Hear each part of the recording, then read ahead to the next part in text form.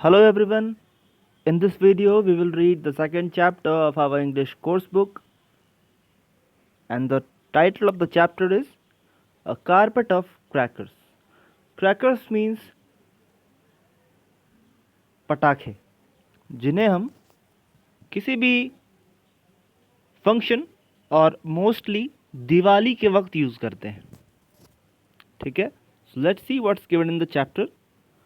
Rachit lives with his family in a village close to a small town. रचित अपनी family के साथ शहर से लगे हुए एक गांव में रहता है.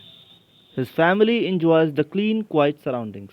और उसकी फैमिली और वो वहाँ पर साफ सुथरे सराउंडिंग में, आसपास का जो इलाका है उनका, वो काफ़ी शांत और काफ़ी साफ सुथरा है. One day he received a letter from his uncle Preetpal, his father's brother. एक दिन वो एक लेटर रिसीव करता है अपने चाचा से, जिनका नाम अंकल प्रीतपल है. Come and spend your Diwali holidays with us, he wrote. I will take you to see many things. उस लेटर में लिखा था कि तुम लोग आओ और दिवाली की छुट्टियां हमारे साथ बिताओ, मैं तुम्हें कई चीज़ें दिखाऊंगा. रचित वॉज एक्साइटेड. रचित काफ़ी खुश था, काफ़ी उत्सुक और काफ़ी एक्साइटेड था. He had heard that Lucknow was a very big city. उसने सुन रखा था कि लखनऊ एक बहुत बड़ा शहर है. It had lots of cars and big buses on the streets. The streets were very broad, not like the narrow ones that he saw in the town near his village. The houses too were big in Lucknow. There were also many tall buildings in the city.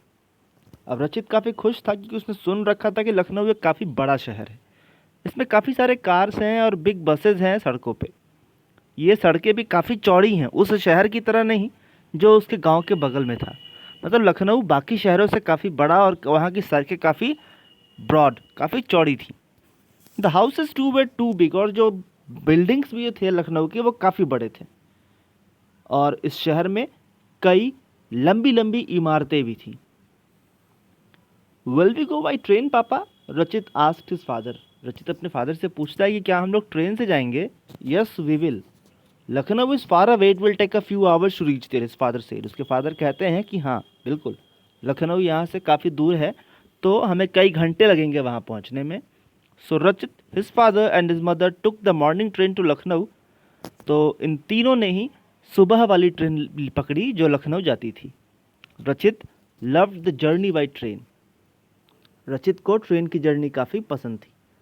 There were many things to see at the station. Hawkers, people selling and buy things, people shouting and pushing each other, and people carrying huge bags. अब रचित जो कि गांव में रहता था, उसे station के सीन्स काफ़ी अच्छे लग रहे थे, क्योंकि वहाँ पर जो वो लोगों के बीच धक्का मुक्की देख रहा था, लोग हड़बड़ी में एक दूसरे को पीछे छोड़ते हुए आगे बढ़ते जा रहे थे. And then there were hawkers. Hawkers are the people who sell different things. They shout, they call you louder so that you could hear and purchase good things from them. So those are called hawkers. So he loved seeing the green fields. और train में बैठने के बाद उसको हरे भरे खेत के मैदान भी देखने में अच्छे लग रहे थे. He even saw a flock of sheep and a herd of elephants with long trunks that touched the ground. यहाँ तक कि उसने भेड़ों के झुंड और हाथियों के झुंड को भी देखा, जिनके की ट्रंक, जिनके की जो सूंड थे, वो ग्राउंड तक टच कर रहे थे.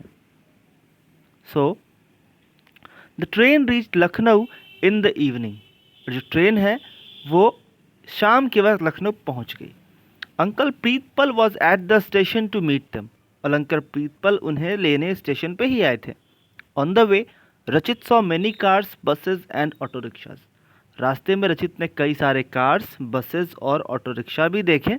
And what noises they made. और कितना शोर इनसे होता था. Tingling tingling, beep beep beep beep, honk honk. Rachit did not like all the noise. Rachit को ये सारे साउंड्स बिल्कुल भी पसंद नहीं थे.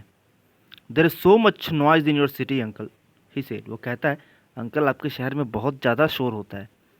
His uncle shook his head sadly. और उसके अंकल भी दुख से अपना सर नीचे कर लेते हैं. Yes this is called noise pollution, he said. It's not a good thing, it hurts our ears. वो कहते हैं कि हाँ ये नॉइज़ पोल्यूशन है और ये हमारे लिए अच्छा नहीं है, ये हमारे कान को नुकसान पहुंचाता है. ऑन द वे होम रास्ते में रचित saw all the houses decorated with lights. रचित ने देखा कि सारे ही घर लाइट से सजाए गए हैं। डेकोरेटेड मीन्स सजाया गया। दे लुक्ड वेरी प्रिटी, ये काफ़ी सुंदर दिख रहे थे। He could hear loud music coming from somewhere, और वो कहीं से बड़ी तेज आवाज़ भी सुन पा रहा था।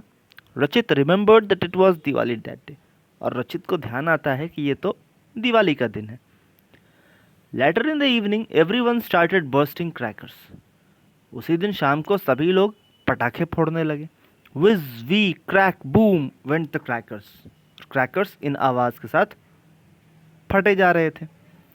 देर वॉज सो मच नॉइज, और काफ़ी ज़्यादा शोर था। Everyone covered their ears with their hands. हर किसी ने अपने कान अपने हाथों से ढक रखे थे। The air was filled with smoke and the crackers did not smell nice. चारों तरफ धुआं भर चुका था और क्रैकर्स का गंध भी किसी को खास अच्छा लग नहीं रहा था। Next morning Rachit excitedly called his father. Look papa, he said, pointing to the street, it looks like a black carpet. अगली सुबह रचित अपने फादर को बुलाते हुए दिखाते हुए कहता है कि पापा देखो, it looks like a black carpet. वो कहता है कि ये तो जैसे लग रहा है कि किसी ने सड़क पे काली चटाई बिछा रखी हो। Someone has spread a black carpet, a black matte on the surface of the road. Yes, it does, his father said. His father pointed to some dogs roaming about the street, and his father showed him that some dogs which were wandering the street, which was roaming in the street. Those crackers frightened them yesterday. वो कहते हैं कि इन पटाखों ने इसे कल डरा दिया है। They are happy now, हालांकि अब वो खुश हैं। रचित looked at the dogs and smiled. और रचित उन डॉग्स की तरफ देखता है और हंसता है, मुस्कुराता है। A few days later, रचित was back home. कुछ दिन बाद रचित अपने घर वापस आ जाता है। At night, as he lay in bed, he thought about the Diwali celebrations in Lucknow. रचित जब अपने बेड पे लेटा होता है तो वो सोच रहा होता है दिवाली सेलिब्रेशंस के बारे में जो उसने लखनऊ में देखा था। There was so much smoke and noise that night. और वो सोच रहा होता है कि कितना शोर और कितना धूल और धुआं था उस दिन। Even the animals were scared. यहाँ तक कि जानवर भी डर गए थे। The noise and the smoke hurt us too. और उस नॉइज़ और स्मोक ने हमें भी काफ़ी नुकसान पहुंचाया। But what can we do, लेकिन हम कर भी क्या सकते हैं, thought Rachit. I know next year we can celebrate a cracker free Diwali. वो सोचता है कि हम लोग नेक्स्ट दिवाली कर क्या सकते हैं, तो वो कहता है कि हम लोग नेक्स्ट ईयर एक क्रैकर फ्री दिवाली मनाएंगे, मतलब बिना पटाखों की दिवाली मनाएंगे। I will tell my friends and family about this, thought Rachit happily. Rachit खुशी खुशी सोचता है कि वो अपने फैमिली और अपने फ्रेंड्स को भी इस बारे में बताएगा that they should try to celebrate a cracker free Diwali. That's all for this lesson. We will see another lesson in our another video. So till then, goodbye and thanks.